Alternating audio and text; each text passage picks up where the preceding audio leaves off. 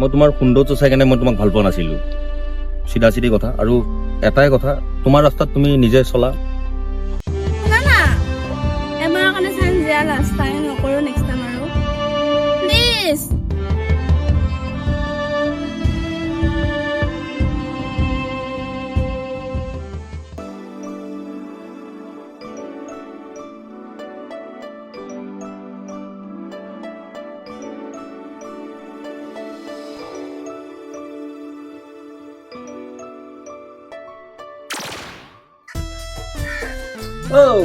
ৰবাচোন ৰবা, ক'ত যোৱা?